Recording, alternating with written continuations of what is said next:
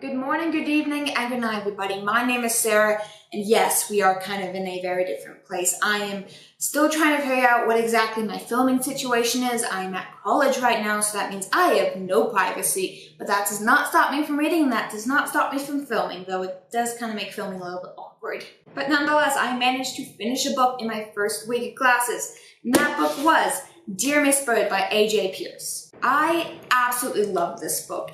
And it's quite a funny story how I got this. I was shopping around with my family right before I left, and I found this book, and I was like, do you think I'll like this book? I literally asked every single person in my party, like, do you think I'll like this book? And everyone said no.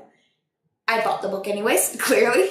And can I just say, this is probably my favorite read of this year. Now, Dear Miss Bird is a story set in Great Britain during World War II. It follows the main character, Emily Lake, as her dreams to become a war correspondent or a journalist for the war.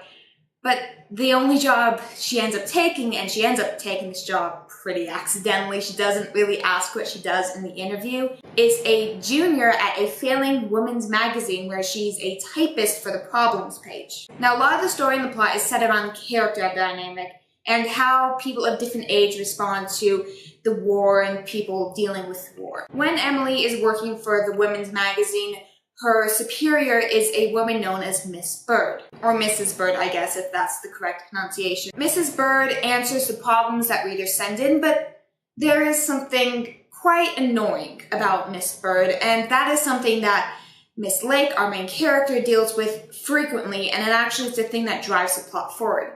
It's the fact that Mrs. Bird refuses to answer any question that she deems unacceptable. This includes stuff about the war, stuff about relationships, even marital relationships or premarital relationships. Anything that a grandma would see online and think, oh, that's disgusting. That is Mrs. Bird's opinion about almost every single letter sent into the problems page. Emily Lake, our main character, is the person who has to sort through those letters and pick them out for Mrs. Bird.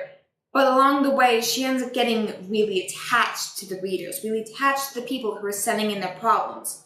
Yes, there's a couple of them that sure may seem disgusting, but there are real people out there dealing with real problems, and Mrs. Bird refuses to help them. So in response, and quite naively, Emily Lake starts responding to these readers. And in doing so, she ends up pretending to be Mrs. Bird. So that is the plot of the story, and you can see how quickly that sort of idea can snowball. It's a very simple idea, but the way it handles the situation, I just absolutely loved. Now, this is a debut novel, so naturally, the writing style can improve naturally. The plot could have a little more concrete behind it, but honestly, I still loved it. Like, this was amazing. This book utilizes its setting to the fullest. It probably helps that it was written by a British person, but the fact that they made the war feel so real and yet feel so normalized, these people are so used to air raids that when an air raid siren goes on while they're in the movie theater, they don't even get out of their seats. They beg the people, they actually start to riot against the people in the movie theater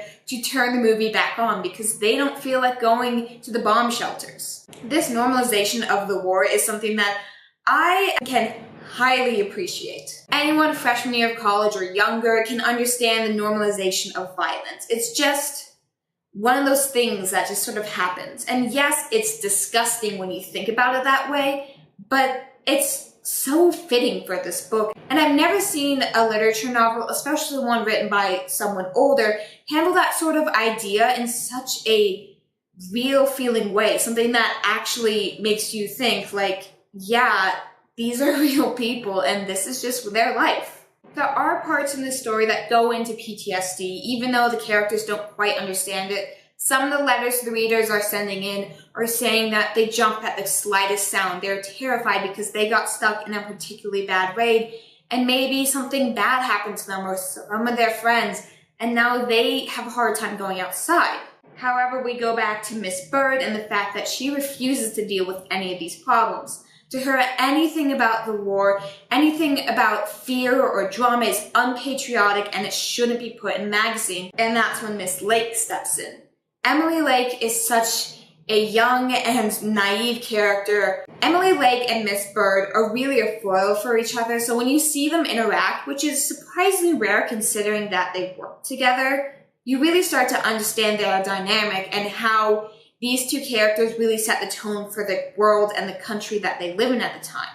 There's the old people and then there's the young people. There are two more characters I would like to talk about.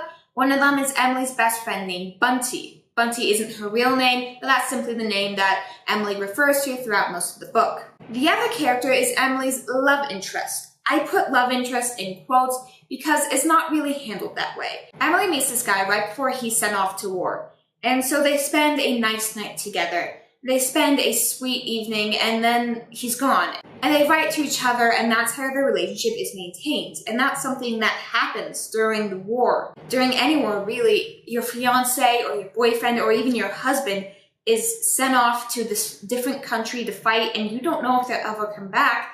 And the only way to keep in contact with them is letters. I found this relationship so cute and so wholesome. Like, I rarely ever like relationships in books, and this one was just absolutely adorable. It's like, this is relationships done right, and that may be because they weren't actually together, so you couldn't have any of those tropes or dramas, but I found it really adorable. But hearing these names, Mrs. Bird, Emily, Lake, Bunty, like, these seems like really weird names.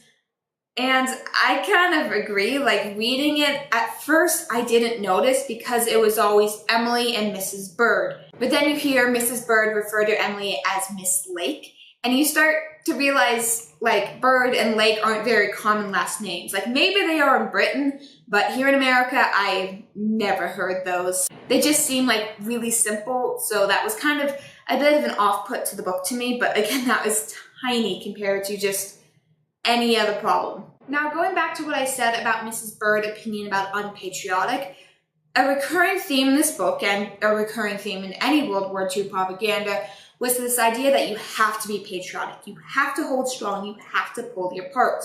And this can cause so much stress on a person, and this is actually used in the book. People are talking about how scared they feel, and they're worried if they voice their opinions, it'll be unpatriotic, that they won't be pulling their part. Someone survived an air raid, and they're asked for 2 weeks off of work, and they feel like they aren't doing their job, they aren't supporting the war effort, even though they're recovering from having a bomb dropped on them. That kind of stress can absolutely destroy a person's mental state. And while I admit that idea could have been drawn on better, it was still mentioned, and that's still something that I feel like younger writers can't really handle. And again, this is a debut novel, so I think the writer can only improve from here. There's also numerous jokes against Hitler in this, because again, it's set in World War II.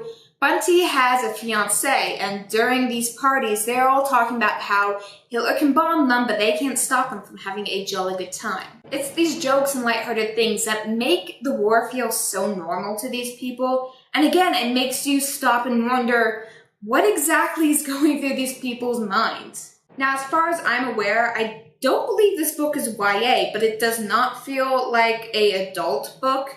I'll leave it right here if I'm wrong. Hello, future me, I know, I'm sorry. But it deals with things like romance and breakup and tragedy in a way that no YA book has ever properly done, at least none that I have read. There's no slow middle to this book either. Like, most novels have a draggy middle, and that's one of my biggest problems with them. But this book is totally fine. Now, I do kind of have to rush to this next part because my camera is dying and I'm going to lose my rent on this room. But this book has consequences. Like, Emily Lake is doing something that she should not be doing, and there's going to be consequences for that, whether she's caught or not. Her best friend ends up finding out, and yeah, there's going to be a rift between them. Even if it's just a small one, something like that can have a huge impact on the character. Now, again, the consequences aren't as big as they should feel, but you have to realize that this book is set up to be a happy book. Yes, it's set in the war. Yes, it's set in the problems page of a magazine, but it's still an upbeat book, so you expect it to have a somewhat upbeat ending. Overall, there is really not much to complain about. Again, it was a debut novel, so of course there's room to grow, but I checked on Goodreads, almost everyone agrees that this book was surprisingly amazing. I personally think it's going to be one of my best reads of the year. No hopes yet, because I still have another Welcome to Night Vale novel on the shelf, and I do plan on picking that up soon. But overall, I give this book a 10 out of 10.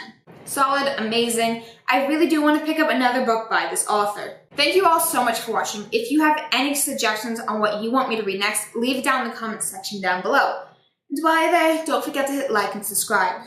And as always, good night, good evening, and good morning, everybody.